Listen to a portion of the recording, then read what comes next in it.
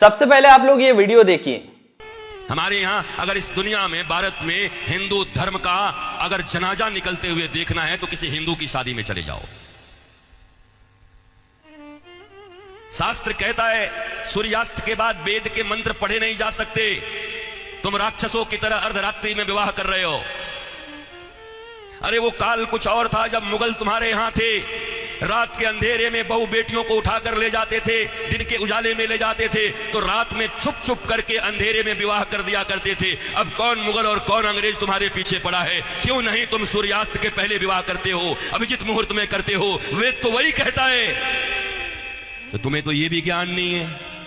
हिंदू धर्म का डंका लेके घूमते चल रहे हो, डंका पीट रहे हो हिंदू धर्म का। तुम्हारे विवाह में देवताओं का कितना अपमान होता है। अरे विवाह में 2 प्रकार के कार्ड बनाओ। विवाह एक संस्कार है, विवाह एक यज्ञ है। अरे भैया खाने पीने खिलाने वाले के लिए एक दिन रिसेप्शन जो करते हो कर दिया करना, पर विवाह में बड़े लिमिटेड लोगों को बुलाया करो। अपने परिवार, वो भी जो सनातन संस्कृति को मानते हैं, पवित्र रहते हैं। विवाह संस्कार में देवता आते हैं तुम्हारे द्वारा किए गए यज्ञ के भाग को लेने के लिए। अरे नाक पोंछते हुए, कान खुजाते हुए, पता नहीं क्या क्या करते हुए अगर तुम किसी को भोजन दो तो तुम्हारा बच्चा भोजन नहीं करता। ऐसे ऐसे आंख करके बच्चे को दो, छी मम्मी कितनी गंदी हो तुम। और देवता आते हैं तुम्हारे बेटे और बेटियों के विवाह में। वो एक यज्ञ होता है। कोई शराब पी के खड़ा होता है, कोई गांजा पी के खड़ा होता है, कोई गुटके खाए रहता है, चमड़े के बेल्ट पहने रहते हैं, जूते पहने रहते हैं। 3 घंटे तक दूल्हा उपवास नहीं रह सकता। कोई फूफा बन के पेप्सी ढकेल देता है, कोई जीजा बन के कोक ढकेल देता है। अरे आज 3 घंटे जो अपने सिया को, अपनी जानकी को पाने के लिए उपवास तक नहीं कर सकता, वो क्या पालेगा अपनी पत्नी को, धर्म पत्नी को?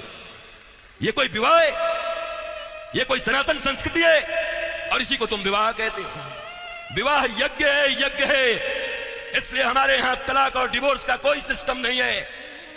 उनके यहां विवाह एक एग्रीमेंट है, आज हुआ है कल तोड़ देंगे। पर सनातन संस्कृति धर्म पत्नी और पति स्वामी, इस प्रकार की एक संरचना है। विष्णु और लक्ष्मी बताया जाता उनको।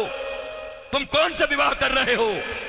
अंग्रेजों के पिट्ठुओं, अंग्रेजों के गुलाम बड़े बन गए हो। भारत के पैसे खा करके उन पैसों से भारत को यह दिखा रहे हो अंग्रेजों और पाश्चात्य संस्कृति की तरह विवाह करके साधारण भारतीयों के मन में लोभ उत्पन्न कर रहे हो।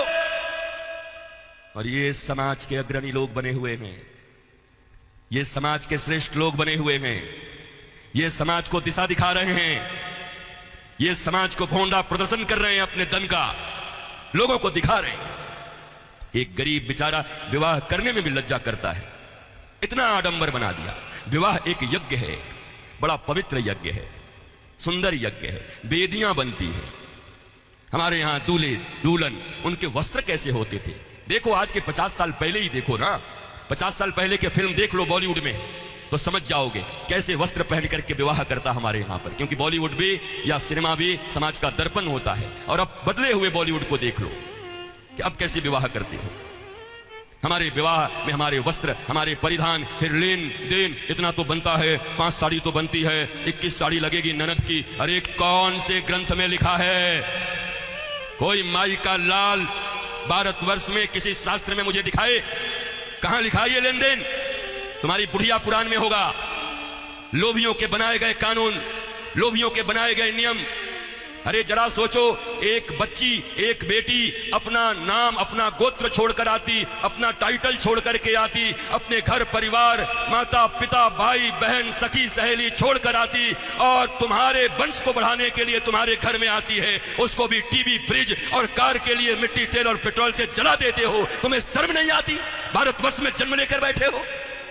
तुम्हारी बाजुओं और भुजाओं में अगर शक्ति है तो अपने पैसे से कार खरीद लो, अपने पैसे से फ्रिज खरीद लो। क्योंकि छोटी छोटी बच्चियों के पिता तो बचपन से उसके लिए खिलौना खरीदते रहते हैं। जब छोटी रहती है 5 रुपए का, थोड़ी बड़ी हो जाती है थोड़ा और बड़ा, थोड़ी बड़ी हो गई साइकिल खरीद लिया, थोड़ी बड़ी हो गई स्कूटी खरीद दिया, और बड़ी हो गई अच्छे घर के हैं कार खरीद दिया 5 लाख का, और एक दिन फिर जा करके 5 करोड़ में एक गुड्डा खरीद के लाके दे दिया। तो खरीदे हुए सामान की जो इज्जत होती है वही दूल्हे की भी इज्जत होती है। दूल्हा बिकता है, वो लोग खरीदोगे। 17 फरवरी को उस महान संत का बोध दिवस है, जिनके बारे में नास्त्रेदमस ने भी अपनी भविष्यवाणी में कहा है कि ठहरो, राम राज्य आ रहा है। एक महापुरुष पूरे विश्व में स्वर्ण युग लाएगा, जिनके नेतृत्व में भारत विश्व गुरु बनेगा। वह महापुरुष कोई और नहीं, संत रामपाल जी महाराज जी हैं। शादी कैसे करनी चाहिए ये संत